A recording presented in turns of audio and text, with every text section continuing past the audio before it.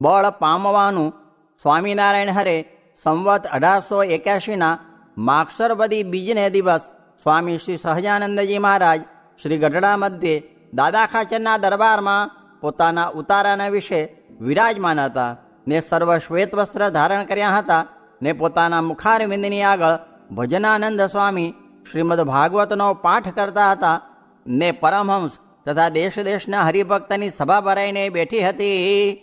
પછી મુક્તાનંદ સ્વામીએ પ્રશ્ન પૂછ્યો છે, હે મહારાજ, દ્રષ્ટા ને દૃશ્યના મધ્યમાં જે વિચાર રહે છે તે દ્રષ્ટાને ને દૃશ્યને જુદા જુદા રાખે છે. એમાં જીવનું જાણપણું કયું જાણવું ને ઇન્દ્રિયો અંતઃકરણનું જાણપણું કયું જાણવું?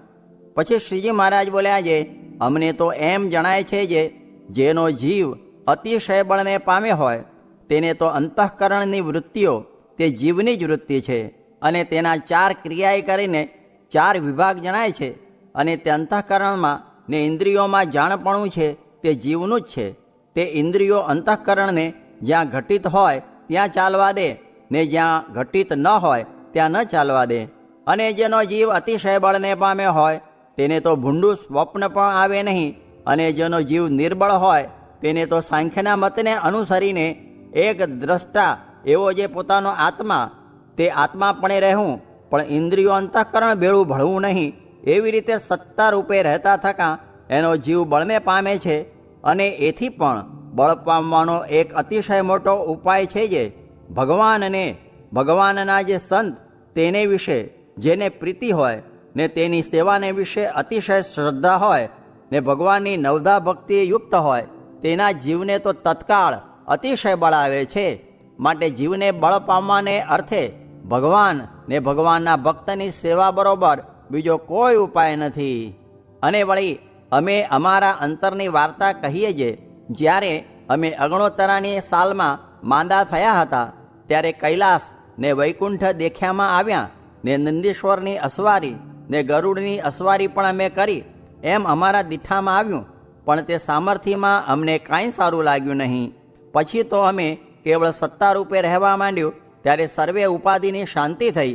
પછી તેમાં પણ અમને એમ વિચાર થયો છે સત્તા રૂપે રહેવું તેથી પણ ભગવાન ને ભગવાનના ભક્ત ભેળે દેહ ધરીને રહેવું એ શ્રેષ્ઠ છે. માટે અમને એમ બીક લાગી છે રખે સત્તા રૂપે રહીએ ને પાછો દેહ ન ધરાય. માટે દેહ ધરીને ભગવાન ને ભગવાનના ભક્તની ભેળે રહીએ ને તેને અર્થે જે સેવા બની આવે તે જ અતિશય શ્રેષ્ઠ સાધન છે. અને જ્યારે જીવને અંત સમો આવે છે ત્યારે અનંત જાતની આધિ ને વ્યાધિ પ્રકટ થાય છે. પછી ભગવાન કે ભગવાનના સંતનું જ્યારે દર્શન થાય છે ત્યારે સર્વે દુઃખનો નાશ થઈ જાય છે. એવો ભગવાનનો ને ભગવાનના ભક્તનો મહિમા મોટો છે. અને ભગવાનના ભક્ત છે તે તો કેવળ બ્રહ્મની જ મૂર્તિઓ છે. એને વિશે તો મનુષ્ય ભાવ લાવવો જ નહીં. અને જેમ પોતાના દેહના કુટુંબી હોય છે ને તેને તેના હેતને અર્થે આપણે વઢીને કહીએ ને આપણને તે વઢીને કહે પણ અંતરમાં કોઈને આંટી પડતી નથી, તેમ ભગવાનના ભક્ત સંગાથે વર્ત્યું જોઈએ. અને જેને ભગવાન ને ભગવાનના ભક્ત સંગાથે આંટી પડી જાય છે તે તો અમને દીઠો પણ ગમતો નથી ને તે ઉપરથી રીસ પણ કોઈ દિવસ ઉતરતી નથી. અને આ સંસારમાં પંચ મહાપાપના કરનારાનો કોઈ દિવસ છૂટકો થાય પણ ભગવાનના ભક્તના દ્રોહના કરનારાનો કોઈ દિવસ છૂટકો થતો નથી. માટે ભગવાનના ભક્તની જે સેવા કરવી તે બરોબર કોઈ પુણ્ય નથી ને ભગવાનના ભક્તનો દ્રોહ કરવો તે બરોબર કોઈ પાપ પણ નથી. માટે જેને પોતાના જીવને બળવાન કરવો હોય તેને તો ભગવાન કે ભગવાનના ભક્તને મન કર્મ વચને શુદ્ધ ભાવે કરીને સેવવા. ઇતિ વચનામૃતમ. એવી રીતે ગઢડા મધ્ય પ્રકરણનું 63મું વચનામૃત જે તે થયું. ધર્મશાળા હતી તે પાડીને ફરી કરી તે હવે પ્રથમની દેખાતી નથી. એમ પ્રકૃતિનું કાર્ય સર્વે નાશ કરી નાખવું તેનું નામ સાંખ્ય કહેવાય. સ્વામિનારાયણ સ્વામીએ વાત કરી છે જ્ઞાની હોય તેને પણ ટાળ, તડકો, ભૂખ, તરસ આદિ દેહના ભાવ સર્વે જણાય એ પણ સમજવું. સ્વામિનારાયણ સ્વામીએ વાત કરી છે હાલનો આવેલો હશે તેને અક્ષરધામનું સુખ આવતું હશે ને સ્વરૂપ નિષ્ઠા વિના તો મહારાજનો મળેલો હશે ને મુક્તાનંદ સ્વામીનો મળેલો હશે તેને અક્ષરનું સુખ નહીં આવતું હોય એમ સમજણમાં રહ્યું છે. સ્વામિનારાયણ હરે સ્વામીએ વાત કરી જે સ્પર્શાદિક ઉત્તમ વિષય પ્રથમ સારા લાગે છે ને પછી દુઃખ થાય છે. જ્ઞાની સુખી છે કાં બીજાનું કહેલું માને તે સુખી છે. અધર્મનો સર્ગ જીતવા પહોંચાય ત્યાં સુધી દાખલો કરવો ને નહીં પહોંચાય ત્યારે ભગવાન મદદ કરશે. સ્વામિનારાયણ હરે સ્વામીએ વાત કરી છે ભગવાન તથા સાધુના શબ્દથી દેહ બંધાય છે.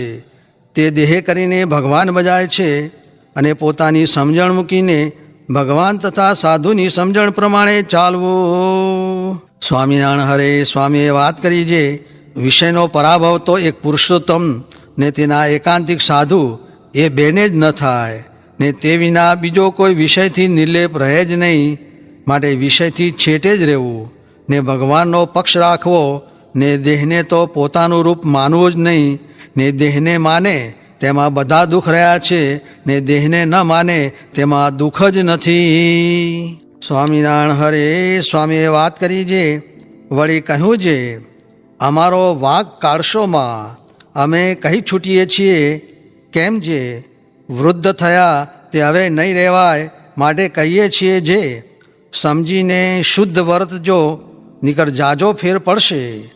આ ઘડી જો હાથ ધોણું આંકડી કે વાળો એવો રોગ થયો હોત તો રાત બધી જાગે પણ આમથું એક ઘડી પણ ધ્યાનમાં ન બેસાય ને રાત બધી ઊંઘી રહેવાય. એમ અષાઢવદી છઠને દિવસ વાત કરી ને દેહ જ વેરી છે તે પોતાનું કરાવે તે વિષ્ટા પર્યંત ધોવરાવે છે પણ ધ્યાન કરવા ન દે એવો છે. સ્વામિનારાયણ હરે સ્વામીએ વાત કરી છે વળી અમદાવાદમાં એક 80 વર્ષના વાણિયાને છોકરો થયો તે ગાંડો થઈ ગયો.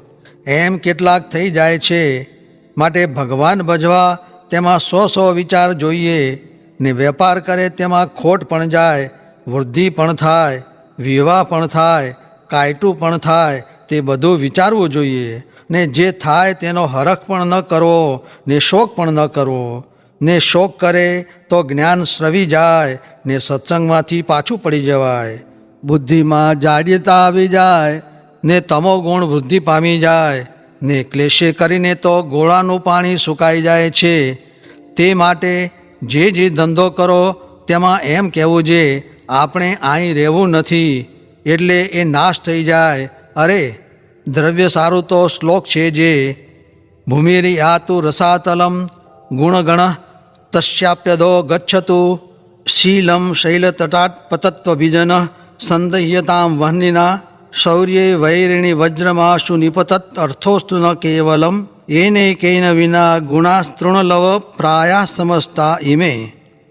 પૃથ્વી રસાતળ જાઓ પણ દ્રવ્ય મળો એમ ન કરવું. સ્વામિનારાયણ હરે સ્વામીએ વાત કરી છે હવે નવરા થયા તે ભૂતના વાંસડાની પેઠે મનને સેવામાં જોડી દેવું ને વિષયમાં સંકોચ કરવો પણ જો એમ નહીં થાય તો નિયમ નહીં રહે. ને શેર એક ખાવું કાં 1.5 શેર ખાવું પણ 2 શેર લગી તો ન જ પૂગવું. ને જાજુ સૂવું નહીં કેમ જે સૂતે સૂતે અન્ન પચીને પછી ઇન્દ્રિયો બળવાન થાય તે માટે સંકોચ રાખવો. સ્વામિનારાયણ હરે સ્વામીએ વાત કરી છે આ દેહ હાડકાનો, સ્ત્રીનો દેહ પણ હાડકાનો ને છોકરાનો પણ હાડકાનો, એમાં કાંઈએ માલ નથી. ને ચૂનો એ ધોળી ધૂળ ને આ બીજી અમથી ધૂળ. દેહ ધૂળનો, રૂપિયા ધૂળના, કુટુંબી ધૂળના, ખાવું ધૂળનું, ખોરડા ધૂળના એમ છે. ને એમાં જીવ માલ માનીને ચોંટ્યો છે પણ કાળ ખાઈ જશે માટે ભગવાન ભજી લેવા બાકી બધું ધૂળનું છે.